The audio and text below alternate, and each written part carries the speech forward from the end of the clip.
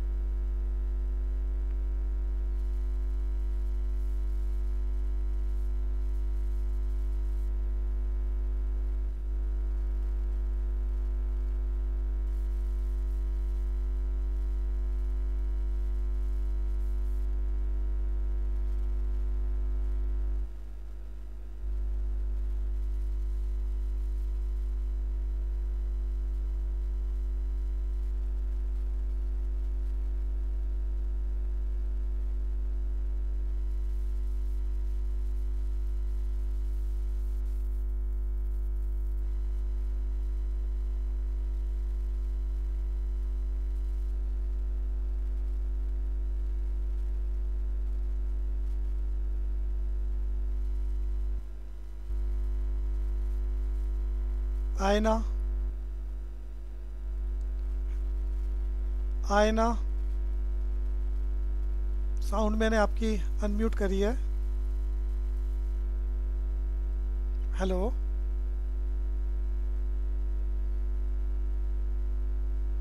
Topic revise करें अच्छे से। Feature of Indian economy during the British rule. जब तक बाकी सब बच्चे एडमिट हो जाएंगे।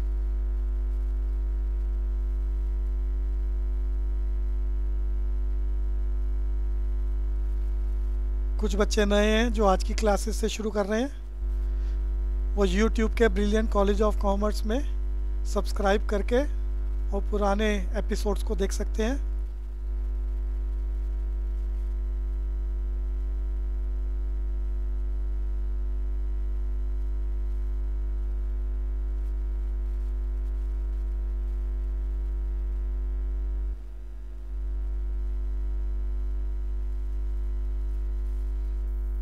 जब तक बाकी बच्चे आ रहे हैं, थोड़ा सा सुनने का काम करते हैं। मैं आप सबकी साउंड अनम्यूट कर रहा हूं। जिससे बात करूंगा वही जवाब देगा सिर्फ। अनन्या, रेलवे इंडिया में कब इंट्रोड्यूस हुई? बाकी कोई नहीं बोले। अनन्या, रेलवे इंडिया में कब इंट्रोड्यूस हुई during the British rule?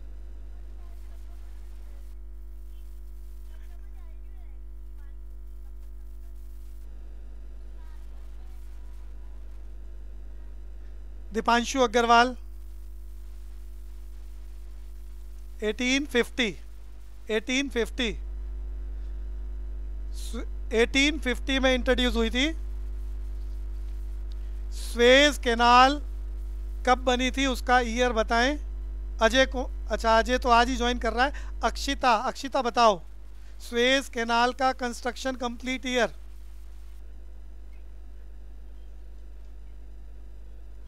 Akshita Rajora,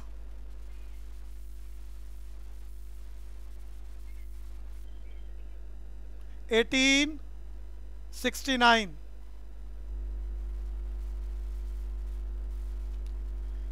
Priyanshu बताएगा, Priyanshu Vashishth, first official census कब था? हैं जी?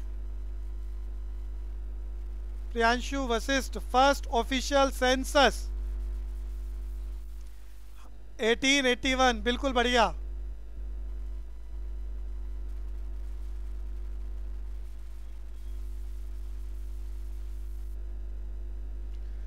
पल्लवी रामपाल बताएगी। Pallavi Rampal, the year of great divide year 1921। बिल्कुल बढ़िया।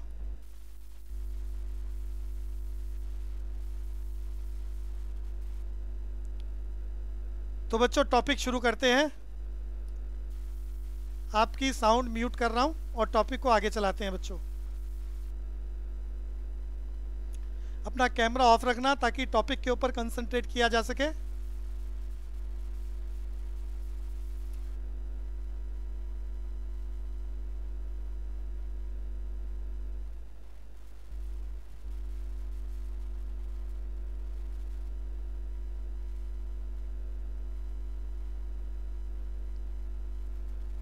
तो शुरू करते हैं बच्चों आज का टॉपिक। तो हमारी इंडियन इकोनॉमिक डेवलपमेंट का पहला चैप्टर चल रहा है। हमने अब तक जितना करा है उसको रिवाइज करते हैं। कोशिश करें मेरे साथ साथ चीज़ों को दोहराएं जो क्लासेस अटेंड कर चुके हैं, और जिन्होंने क्लास अटेंड नहीं करी थी आज से शुरू कर रहे हैं वो बहुत ध्यान से सुने, चीज़ों को याद करने की कोशिश करें। नोट्स बना सकें तो बेहतरीन है।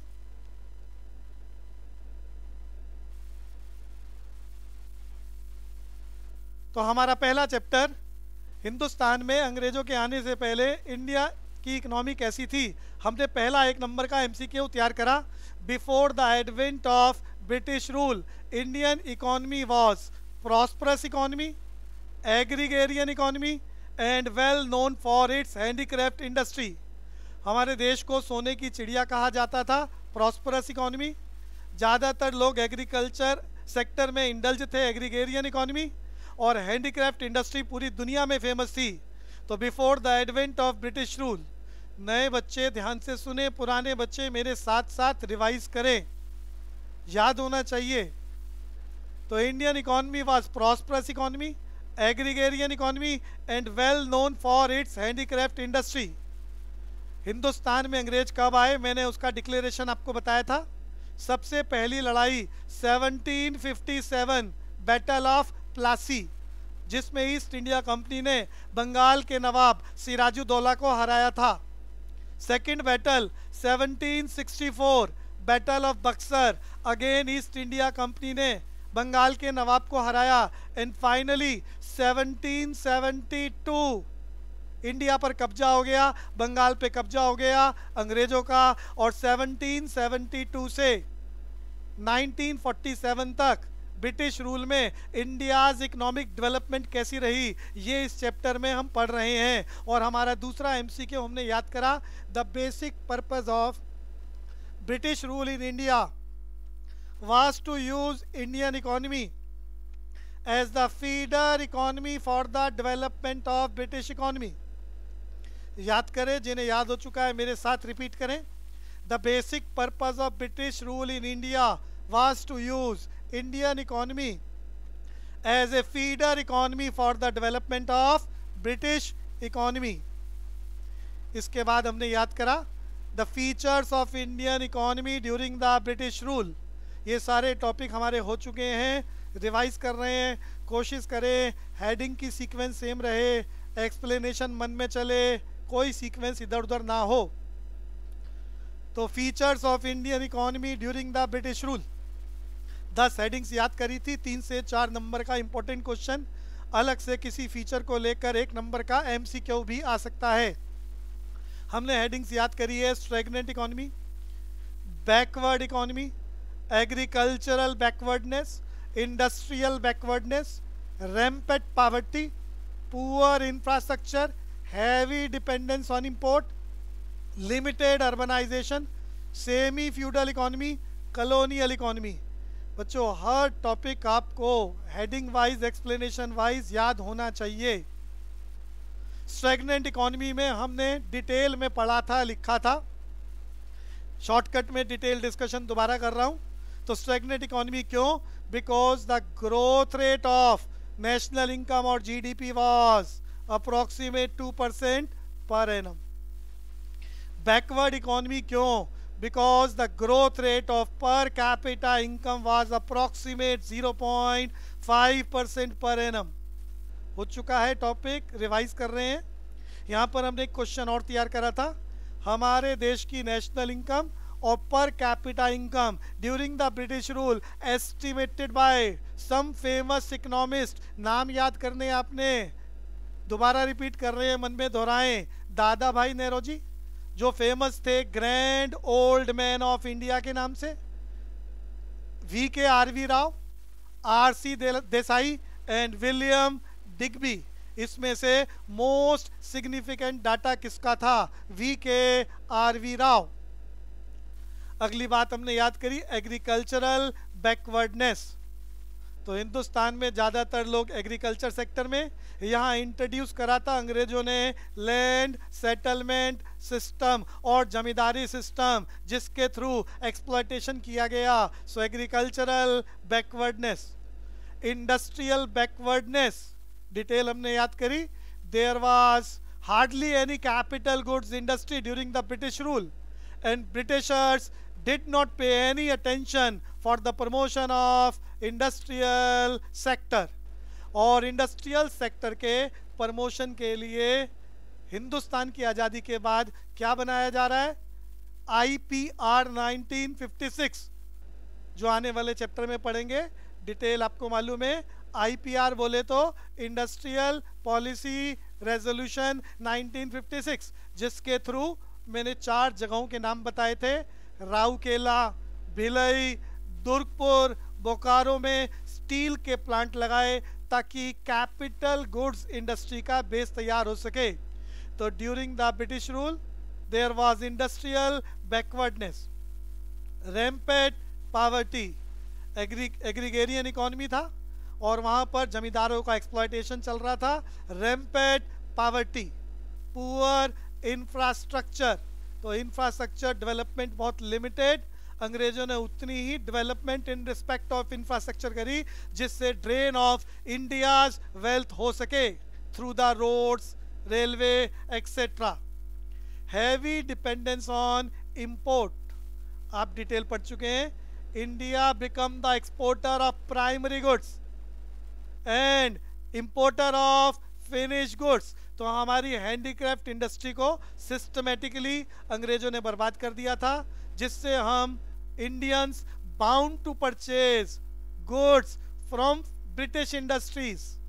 तो heavy dependence on import, limited urbanisation, हमने याद करा है।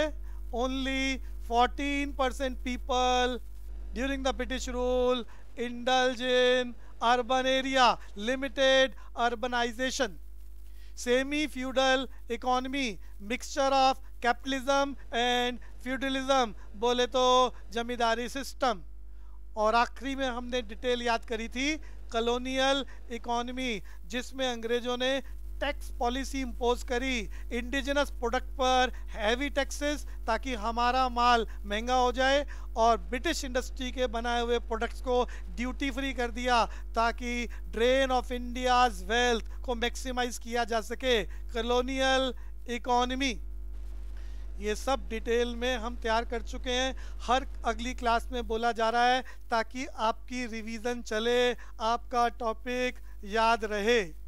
और हमने अगला टॉपिक इसके बाद करा 3 से 4 नंबर का दूसरा topic, effect of British rule in agriculture sector.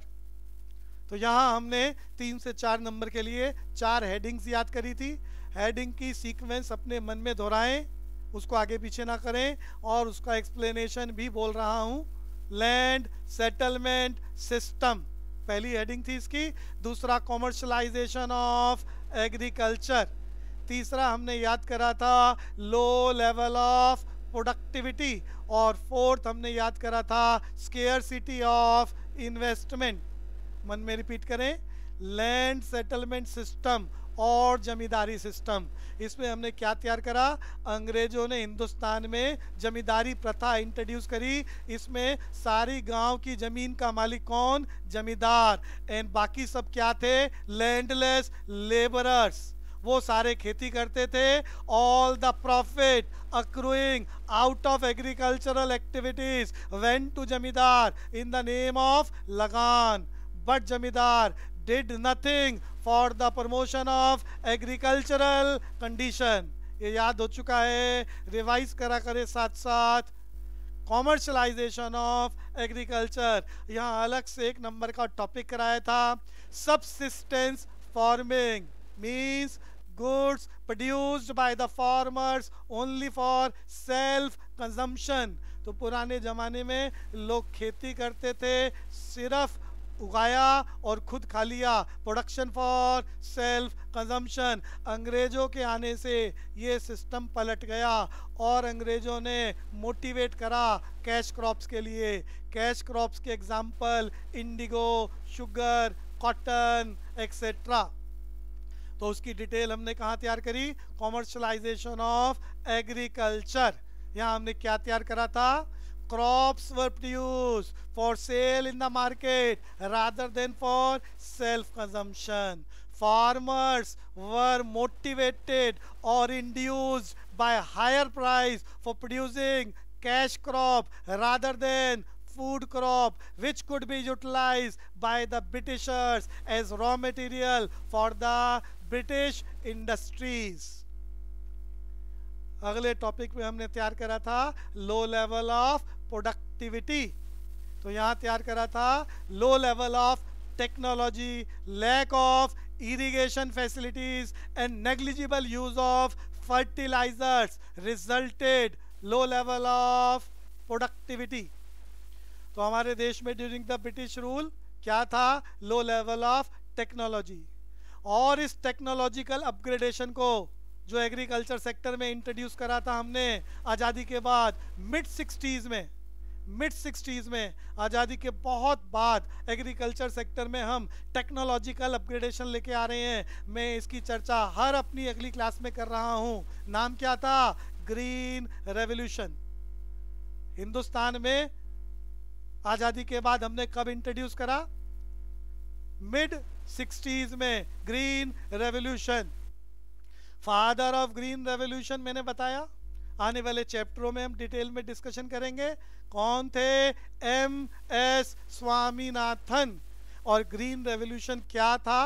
Introduction of high yielding variety of seeds to increase the production of wheat, rice etcetera, बोले तो फूड क्रॉप।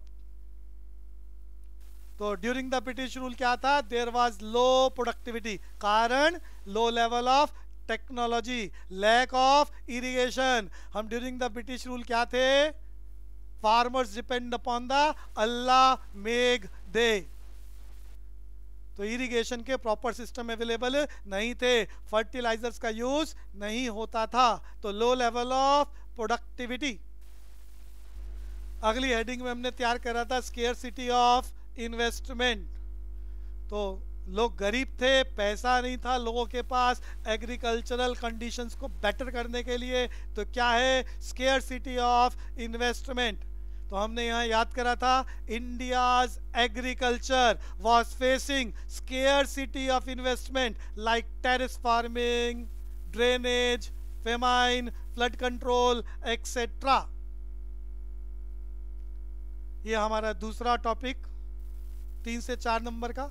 तीसरा टॉपिक हमने 3 से 4 नंबर के लिए तैयार करा था effect of British rule in industrial sector. यहाँ 3 से 4 नंबर के लिए हमने 5 हेडिंग याद करी थी, सीक्वेंस आगे पीछे ना करें। Decline of handicraft industry, adverse effect of decline of handicraft industry, lack of capital goods industry. जिनको याद नहीं हुआ वो याद करें, जिनको याद हो गया वो मेरे साथ साथ बिना देखे बोलें। लो कंट्रीब्यूशन टू जीडीपी। बच्चों, नेशनल इनकम का चैप्टर हमने पीछे कुछ एपिसोड चलाए थे जो पुराने रिकॉर्डेड थे। कुछ बच्चों के मैसेज आए हैं कि वो भी एक बार दोबारा शुरू कर दो। तो इस चैप्टर के बाद हम मैक्रो का नेशनल इनकम स्टार्ट करेंगे। बड़ा चैप्टर, प्रैक्टिकल थ्योरी दोनों की मिक्सिंग, टेक्निकल टॉपिक। तो ये चैप्टर को बस जल्दी ही ख़त्म हो जाएगा, तो बस इसकी रिवीजन अच्छे से करें। तो हमारा क्या टॉपिक है यहाँ पर? जीडीपी शब्द आ रहा है। ये जीडीपी बोले तो ग्रॉस डोमेस्टिक प्रोडक्ट, बोले तो नेशनल इनकम। इस जीडीपी का डिटेल डिस्कशन हम मैक्रो के पहले चैप्टर में पढ़ने वाले हैं। Limited role of public sector. मन में एक बार अच्छे से रिवाइज करें सारी हेडिंग, सब बच्चे।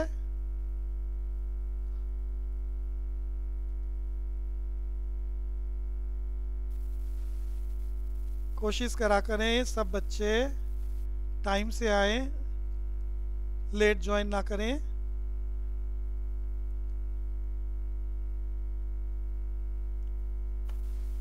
सो टॉपिक को आगे चलाते हैं।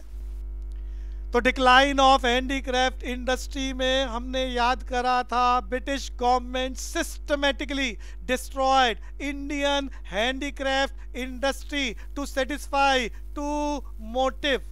Number 1, to get raw material from India at cheap rate. Number 2, to sell finished goods of British industries in Indian market at higher price. तो अंग्रेजों ने हैंडीक्राफ्ट इंडस्ट्री को बर्बाद कर दिया ताकि हमारे यहाँ से कच्चा माल सस्ते दामों पे खरीद सके और अपना बनाया हुआ तैयार माल ऊंचे दामों पर बेच सके और ड्रेन ऑफ वेल्थ को मैक्सिमाइज कर सके। दूसरी हेडिंग में हमने तैयार करा था, इस हैंडीक्राफ्ट इंडस्ट्री के डिक्लाइन होने से एडवर्स इफेक्ट पड़ा, जिसकी 2 बातें मैंने बताई थी। Number 1, increase in unemployment. जब हमारे उद्योग धंधे बंद हो गए तो उसका पहला इफेक्ट क्या पड़ा, बेरोजगारी बहुत तेजी से बढ़ी, increase in unemployment. And number 2, हम विदेशी चीज़ों को खरीदने के लिए बाउंड हो गए जो वो ऊंचे रेटों पर बेचते थे। तो heavy dependence on import of finished goods, ये क्या है, adverse effect of decline the handicraft industry. हमने याद करा था यहाँ पर, the decline of handicraft industry adversely affected the Indian economy as number 1, increase in unemployment, number 2, increase in import of finished goods from Britain। तीसरे number पर हमने detail याद करी, lack of capital goods industry। There was hardly any capital goods industry during the British rule and Britishers did not pay any attention for their promotion। और यहाँ थोड़ी देर पहले चर्चा करी, इंडस्ट्रियल सेक्टर में अपग्रेडेशन के लिए, एक स्ट्रॉन्ग बेस बनाने के लिए हमने आने वाले चैप्टरों में डिटेल पढ़नी है। आईपीआर 1956 इंट्रोड्यूस हो रहा है, जिसमें हम स्टील प्लांट्स लगा रहे हैं। 4 जगहों के नाम अभी मैंने बोले थे, राउरकेला, दुर्गपुर, बोकारो एक्सेट्रा। अगला टॉपिक हमारा low contribution to GDP. GDP बोले तो नेशनल इनकम में इंडस्ट्रियल सेक्टर का बहुत कम कंट्रीब्यूशन था, कारण the growth rate of new industrial sector and their contribution to GDP was very low. Limited role of public sector, public sector remains limited only to railway, roads, airport तो बहुत कम थे उस जमाने में, पोर्ट्स एक्सेट्रा। अगला topic, ये भी हमारा टॉपिक हो चुका है, effect of British rule in foreign trade. तो effect of British rule in foreign trade very important. इसकी तीनों हेडिंग्स इंडिविजुअली भी एग्जाम में आती है। तो हमने पहली हेडिंग में याद करा था, हम जिन वस्तुओं को दूसरी कंट्रियों में एक्सपोर्ट इंपोर्ट करते हैं का डिक्लेरेशन कहलाता है कंपोजिशन ऑफ ट्रेड, कि हम किन किन वस्तुओं को एक्सपोर्ट कर रहे हैं, किन किन वस्तुओं को इंपोर्ट कर रहे हैं, इसका डिक्लेरेशन कंपोजिशन ऑफ ट्रेड। फिर हमने याद करा था हम किन कंट्रियों को एक्सपोर्ट कर रहे हैं और किन कंट्रियों से इंपोर्ट कर रहे हैं का डिक्लेरेशन कहलाता है डायरेक्शन ऑफ ट्रेड। और तीसरे पैराग्राफ में हमने याद करा हिंदुस्तान का एक्सपोर्ट ज़्यादा था, import come during the British rule, जबकि आजकल ये उल्टा हो गया है। आजकल हिंदुस्तान में एक्सपोर्ट सरप्लस नहीं होता है, जबकि during the British rule the value of export was higher than the value of import. So क्या था, there was huge export surplus which could be utilized by the Britishers for their self interest known as drain of India's wealth. तो अंग्रेजों ने हमारे export surplus को अपने फ़ायदे के लिए यूज़ करा, जिसको नाम दिया गया ड्रेन ऑफ इंडियाज़ वेल्थ। बच्चों, ये ड्रेन ऑफ इंडियाज़ वेल्थ की एक पुस्तक भी लिखी गई ड्यूरिंग द ब्रिटिश रूल। मैंने बताया था किसने लिखी थी। उस आदमी का nickname the grand old man of India, क्या नाम था? दादा भाई नेरोजी। दादा भाई नेरोजी को लेकर हमने एक और बात बताई थी। इन्होंने हमारे देश में आज़ादी से पहले पावर्टी लाइन का भी डिक्लेरेशन करा था कि कौन कौन लोग गरीब हैं, और उसके लिए जो मेथड उन्होंने बताया, जिसे हम आने वाले पावर्टी के चैप्टर में भी पढ़ेंगे, तो जो मेथड उन्होंने फॉलो करा वो मेथड बड़ा इंटरेस्टिंग है। उस मेथड का नाम है जेल कॉस्ट ऑफ लिविंग। मैं सुनूंगा ये बात, याद रखना है। पावर्टी को कैलकुलेट करने के लिए ड्यूरिंग द ब्रिटिश रूल किस आदमी ने पहल करी थी? Dadabhai Naoroji, nickname the grand old man of India. और इन्होंने जो मेथड यूज़ करा वो मेथड का डिटेल डिस्कशन हम चैप्टर में करेंगे, पावर्टी वाले चैप्टर में। बट मेथड का नाम क्या है? Jail cost of living method. तो हम वापस आते हैं। तो during the British rule foreign trade policy कैसी थी? 3 पैराग्राफ्स हमने एक्सप्लेन करे थे। Composition of trade, direction of trade and drain of India's wealth. तो कंपोजिशन ऑफ ट्रेड में हमने क्या याद करा था? मन में रिपीट करें। India become the exporter of raw material और primary goods like wool, cotton, silk, indigo, sugar, jute etcetera. जो नए बच्चे हैं वो बहुत ध्यान से सुने। India become the exporter of primary goods और raw material like wool, cotton, silk, indigo, sugar, jute etcetera, and importer of finished goods like woolen, cotton and silk clothes। अगला पैराग्राफ हमने तैयार करा डायरेक्शन ऑफ ट्रेड, जिसमें हमने लिखा हम किन किन कंट्रियों में एक्सपोर्ट इंपोर्ट कर रहे हैं। तो हमने क्या याद करा था? More than 50% of India's foreign trade was restricted only to Britain and rest was allowed with China, Sri Lanka and Iran। फिर रिवाइज करें मेरे साथ साथ। मोर than 50% of India's foreign trade was restricted only to Britain and rest was allowed with other countries like China, Sri Lanka and Iran। Drain of India's wealth में हमने अभी discussion करा during the British rule India's export was higher than import, so there was huge export surplus. This huge export surplus was utilized by the Britishers for their self interest. यहाँ मैंने 3 बातें बताई थी कि ब्रिटिशर्स ने इस export surplus का use कैसे करा। Number 1, to make the payment for the expenses incurred by the offices set up by the British government in Britain. Number 2, to meet the expenses on war fought by the British government.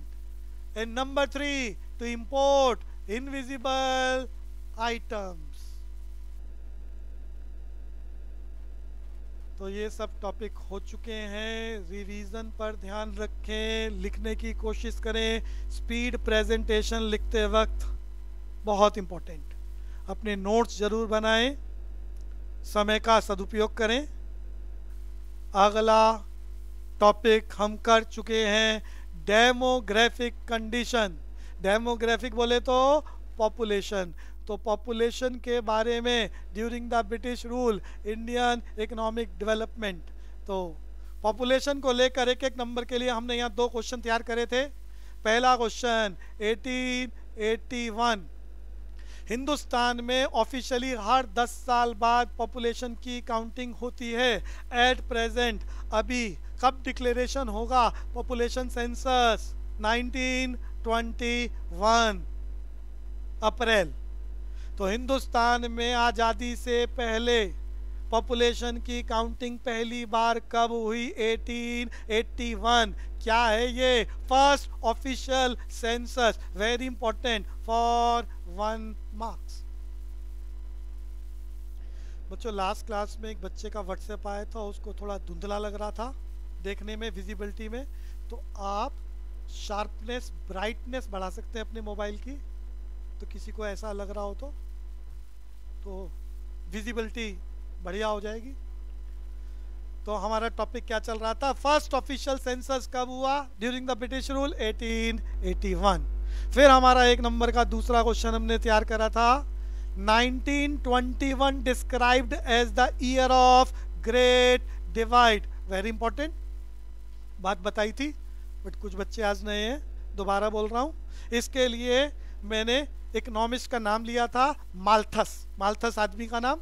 तो Malthus ने population को लेकर theory लिखी, इसे बोला गया Malthus theory of population, जिसके अंदर इस थ्योरी में टोटल 4 स्टेजेस। फर्स्ट स्टेज, जब किसी कंट्री की बर्थ रेट और डेथ रेट बहुत ज़्यादा, तो उसे स्टेज 1 कहा जाता है according to Malthus theory of population. जब बर्थ रेट वही रहती है और डेथ रेट कंट्रोल हो जाती है, तो इसे बोलते हैं stage 2 according to Malthus theory of population. यहाँ जनसंख्या विस्फोट, पॉपुलेशन एक्सप्लोजन होता है। थर्ड स्टेज में बर्थ रेट को भी कंट्रोल करना शुरू कर दिया जाता है, जो मॉडरेटली कंट्रोल हो जाती है, और डेथ रेट कंट्रोल हो चुकी होती है। फाइनली फोर्थ स्टेज, जिसमें बर्थ रेट डेथ रेट दोनों ही कम हो जाती है और पॉपुलेशन कंट्रोल हो जाती है। तो ये 4 स्टेजेस। इंडिया 1921 से पहले फर्स्ट स्टेज में था, और 1921 के बाद इंडिया स्टेज 2 में शिफ्ट हो गया। तो 1921 को कहा गया the year of great divide. इसके बाद हमने लास्ट क्लास में यहाँ हेडिंग्स याद करी थी, डेमोग्राफिक प्रोफाइल या पॉपुलेशन कंडीशन कैसी थी ड्यूरिंग द ब्रिटिश रूल। 3 से 4 नंबर का अगला क्वेश्चन। 3 से 4 हेडिंग एक्सप्लेन करनी है, बट ये सब आपको याद करनी है। कोई भी एक का डाटा एमसीक्यू में पूछा जा सकता है। तो ये हेडिंग्स लास्ट क्लास में हमने याद करी थी। High birth rate, death rate, extremely low literacy rate, poor health facilities, infant mortality rate बहुत ज़्यादा, low life expectancy and widespread poverty. मन में रिपीट करने की कोशिश करें ये सारी हेडिंग्स। यहाँ तक क्लास में करा था, आज इसका डिटेल डिस्कशन करते हैं। तो पॉपुलेशन के features during the British rule. Heading दोबारा बोलता हूं, high birth rate, death rate, extremely low literacy rate, poor health facilities, high infant mortality rate, low life expectancy, widespread poverty. Detail चर्चा करते हैं इनकी। लास्ट क्लास में मैंने shortcut में बोला था। तो यहाँ हमारी पहली heading, during the British rule Hindustan की बर्थ रेट और डेथ रेट कैसी थी? तो बहुत ज़्यादा थी। इसके डाटा याद करने हैं। बर्थ रेट 48 पर 1000 एंड डेथ रेट 40 पर 1000। हर 1000 लोगों के पीछे 48 पैदा होते थे और 40 की डेथ हो जाती थी। ये बहुत ज़्यादा थी। इसको मैंने आज के साथ रिलेट करके बताया कि ज़्यादा हम क्यों बोल रहे हैं। तो हमने डाटा याद करा था, हमारा बर्थ रेट आजकल क्या चल रहा है? 18 पर 1000।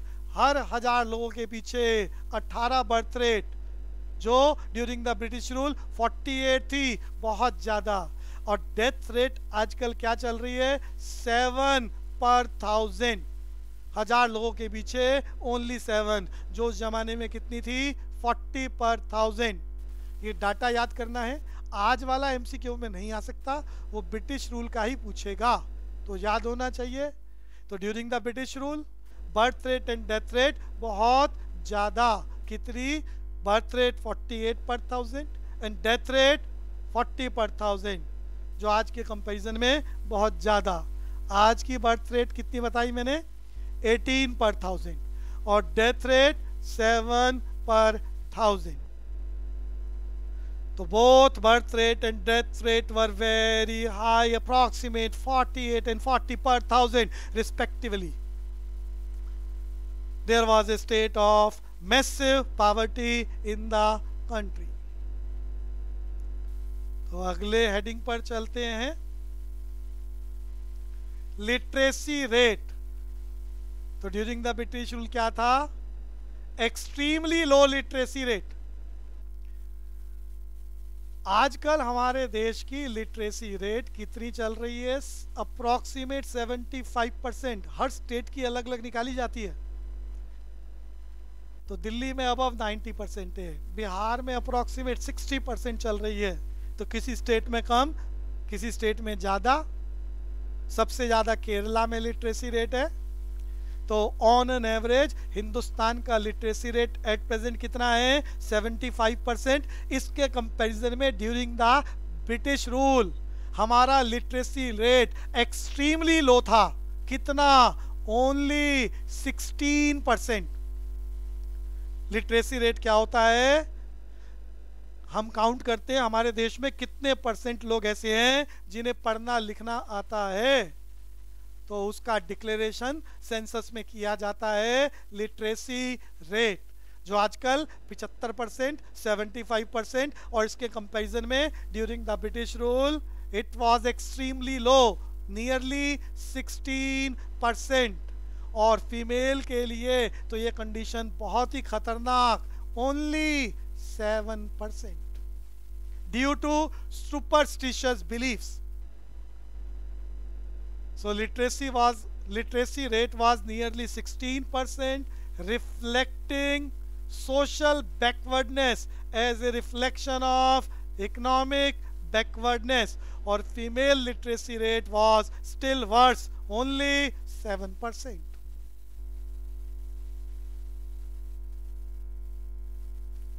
ये परसेंटेज आपको ड्यूरिंग द ब्रिटिश रूल याद रखने हैं, एमसीक्यू में अलग से पूछता है और पैराग्राफ में भी लिखना पड़ेगा। और एक्सट्रीमली लो को डिक्लेयर करने के लिए आपको एट प्रेजेंट सिनेरियो भी पता होना चाहिए कि आज के कंपैरिजन में 16% बहुत कम। अगली heading, poor health facilities.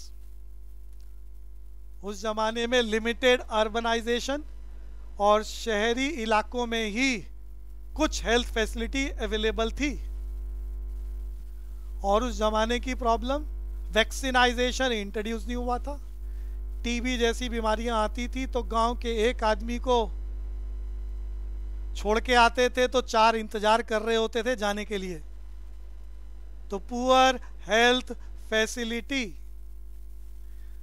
Public health facility was unavailable to large mass of population, क्योंकि ये लार्ज मास ऑफ पॉपुलेशन कहाँ था, रूरल एरिया में, जहाँ हेल्थ फैसिलिटी अवेलेबल नहीं थी। वैक्सीनाइजेशन इंट्रोड्यूस नहीं हुआ था, जिसकी वजह से डेथ रेट बहुत ज़्यादा, कितना आप याद कर चुके हैं, 40 पर 1000, जिसे कंट्रोल करके आजकल हमने कितना कर दिया है, 7 पर 1000।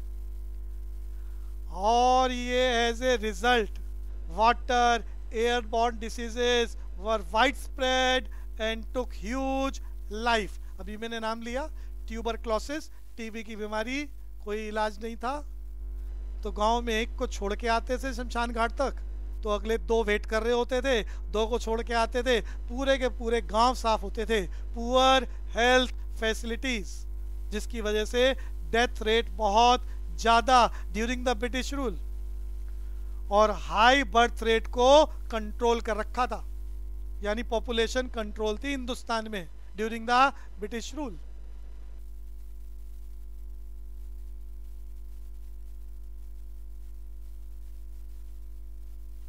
अगली हेडिंग पर चलते हैं।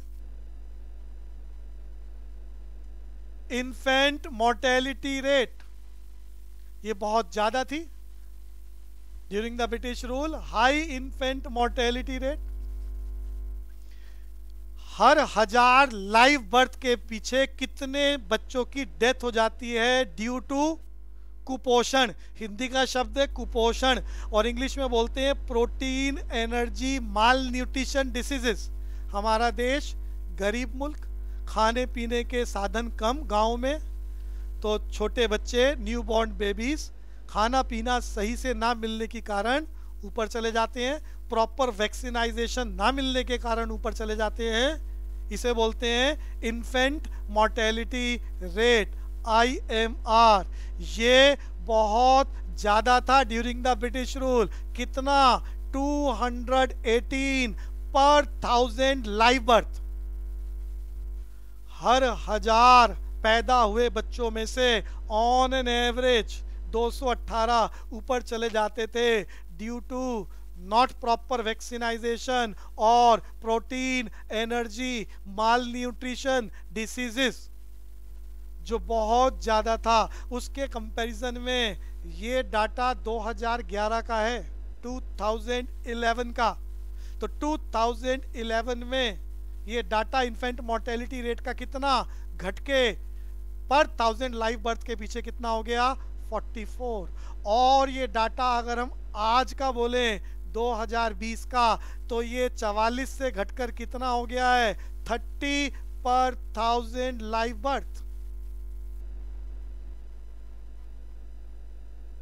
तो 2011 में इन्फेंट मोर्टेलिटी रेट घटकर 44 पर 1000, ये आपकी बुक में मेंशन है। और इसके बाद अगर मैं आज की बात करूं जो बुक में मेंशन नहीं है, 2020 में इन्फेंट मोर्टेलिटी रेट घटकर कितना रह गया है? जैसे जैसे डेवलपमेंट होती है, social development, economic development, health progress होती है, तो ये इन्फेंट मोर्टेलिटी रेट घटता जाएगा। तो आजकल घट के कितना हो गया है? 30 पर 1000 लाइव बर्थ, जो ड्यूरिंग द ब्रिटिश रूल बहुत ज़्यादा था। कितना? 218 पर 1000 live birth, IMR, infant mortality rate.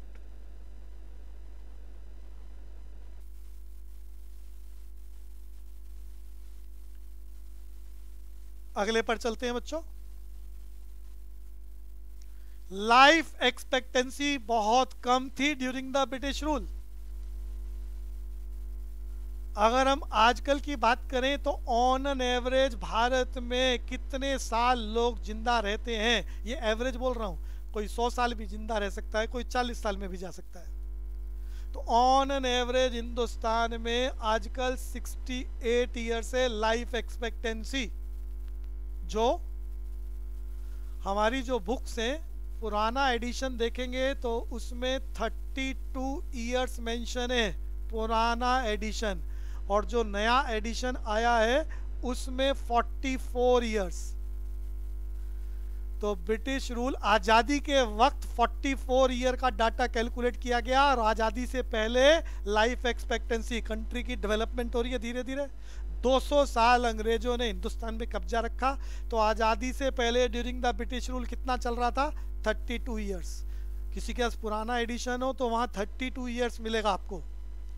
नया एडिशन खरीदोगे तो यहाँ पर वो इंडिपेंडेंस के वक्त लिखा हुआ है 44 ईयर्स। और उसके कंपैरिजन में आज लाइफ एक्सपेक्टेंसी 68 ईयर्स। तो आज के कंपैरिजन में during the British rule life expectancy बहुत कम, लो लाइफ एक्सपेक्टेंसी। आगे चलते हैं।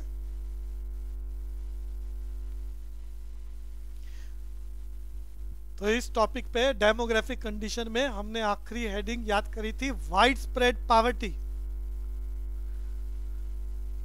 पावर्टी को लेकर सिर्फ एक आदमी ने डाटा इकट्ठा करा ड्यूरिंग द ब्रिटिश रूल, नाम बता चुका हूं, आने वाले चैप्टर में पढ़ेंगे। आदमी का नाम दादा भाई नेरोजी, फेमस थे grand old man of India के नाम से। पावर्टी को डिक्लेरेशन के लिए उन्होंने जो मेथड यूज करा उसका नाम बताया, जेल कॉस्ट ऑफ लिविंग।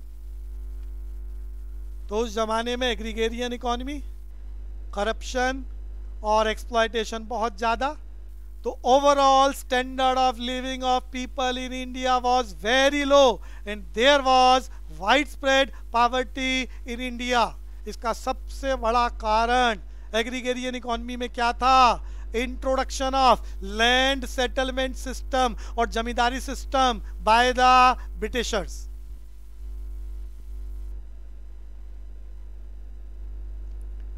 जिसके बारे में आप ऑलरेडी तैयार कर चुके हैं।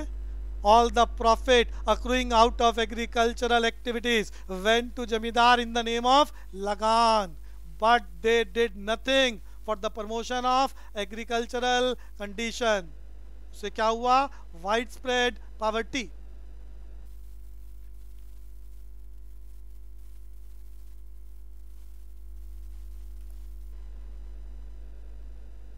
तो 6 हेडिंग मन में एक बार रिवाइज कर ले।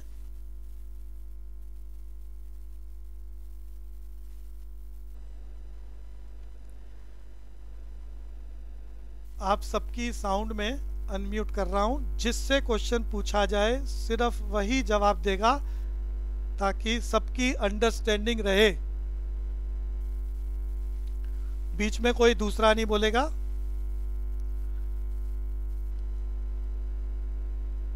तो literacy rate during the British rule, Prashant Agarwal बताएगा। Literacy rate during the British rule 16%। बहुत बढ़िया। बाकी सब मन में बोले, सोचें, रिवाइज करें अच्छे से। मेरा अगला शब्द अनन्या। अनन्या को बताना है ड्यूरिंग द ब्रिटिश रूल हमारे देश का एग्रीकल्चर सेक्टर, 4 हेडिंग्स मैंने बताई, चारों हेडिंग्स बोलनी है। बहुत बढ़िया। सीक्वेंस ही बदलेंगे। हाँ, लैंड सेटलमेंट सिस्टम,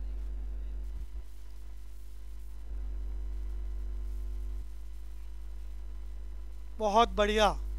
तो ये मैं जिससे बोलूँगा बहुत ध्यान से बोले, बाकी सब रिवाइज करें और धीरे धीरे हम आने वाली क्लासेस में इनके पैराग्राफ भी सुनेंगे। तो खुशी खंडेलवाल से पूछ रहा हूँ। खुशी खंडेलवाल बताएगी फर्स्ट ऑफिशियल सेंसस ईयर बताना है। 1881। बहुत बढ़िया। लाइफ एक्सपेक्टेंसी प्रेरणा बताएगी। Life expectancy during the British rule.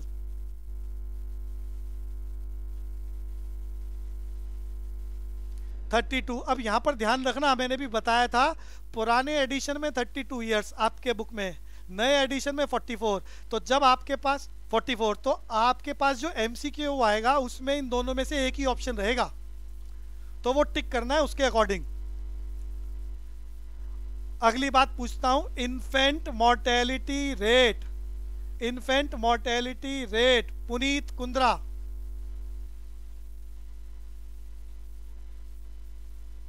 हाँ, 218 पर 1000 लाइव बर्थ। और जो भी चैप्टर का क्वेश्चन है वो ड्यूरिंग द ब्रिटिश रूल है। अगली बात, during the British rule agriculture sector कैसा था? 5 हेडिंग्स, सीक्वेंस आगे पीछे नहीं करनी है। जय सोनी, जय सोनी हेडिंग्स।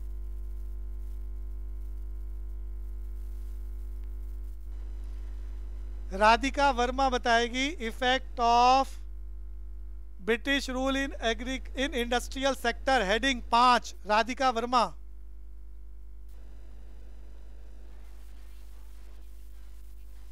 गुड।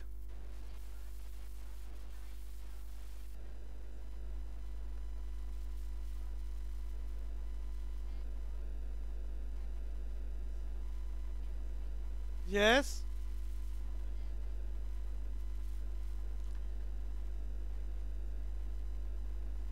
हाँ, ये ग्रॉस डोमेस्टिक प्रोडक्ट को हम शॉर्टकट में GDP बोल सकते हैं, और अगर ये याद ना रहे तो नेशनल इनकम पे लिख सकते हो, लो कंट्रीब्यूशन टू GDP।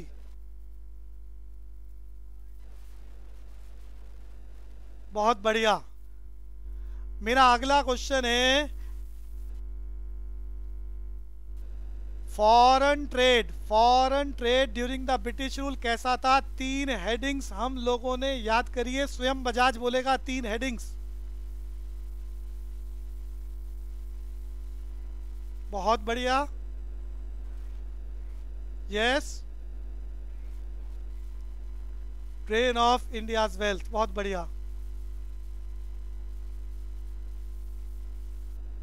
अगली बात करते हैं हम features of India's economy during the British rule. 10 headings हम लोगों ने याद करी है। इसको आयना आयना बोलेगी 10 हेडिंग, सीक्वेंस ही बदलनी है। बहुत बढ़िया, हाँ जी,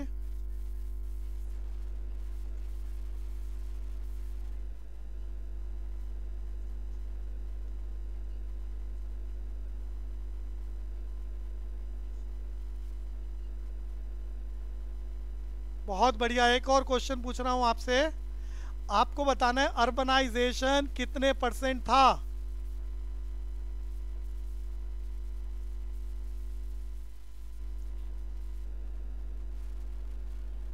हाँ, approximate 14%। Population belongs to urban area, limited urbanisation.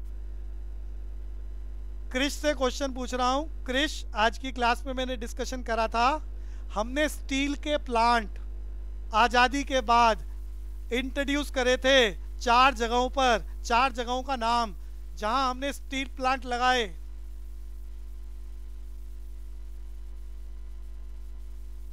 Loudly बोले क्रिश। इंडस्ट्रियल पॉलिसी रेजोल्यूशन 1956 के अकॉर्डिंग कैपिटल गुड्स इंडस्ट्री का स्ट्रॉन्ग बेस तैयार करा भारत सरकार ने और 4 जगह स्टील के प्लांट लगाए।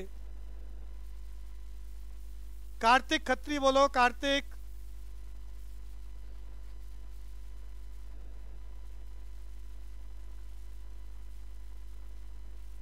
त्रियाम्बी खोरवाल बोलो, त्रियाम्बी। राउकेला, भिलई, दुर्गपुर, बोकारो, ये 4 नाम बताए थे। राउकेला, भिलई, दुर्गपुर, बोकारो, ये 4 जगह स्टील प्लांट लगाए। इनका बहुत डिटेल डिस्कशन हमारे अगले ही चैप्टर में चलेगा, जहाँ कैपिटल गुड्स इंडस्ट्री का स्ट्रॉन्ग बेस तैयार हुआ।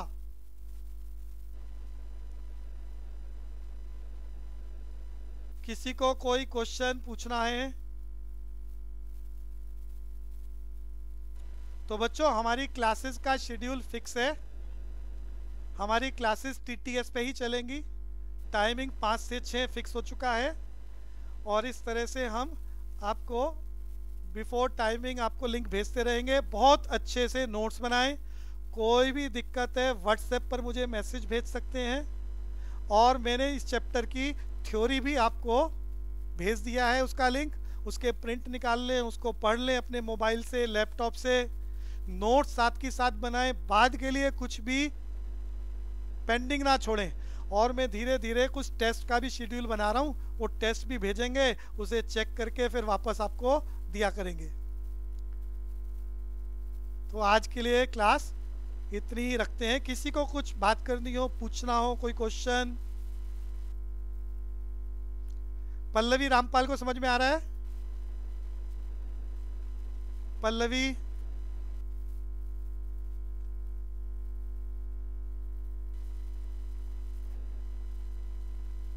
दीपांशु अग्रवाल, सब क्लियर हो रहा है अच्छे से?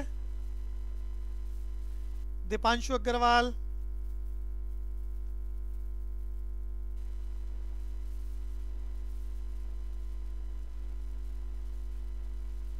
तो बच्चों आज की क्लास यहाँ समाप्त करते हैं।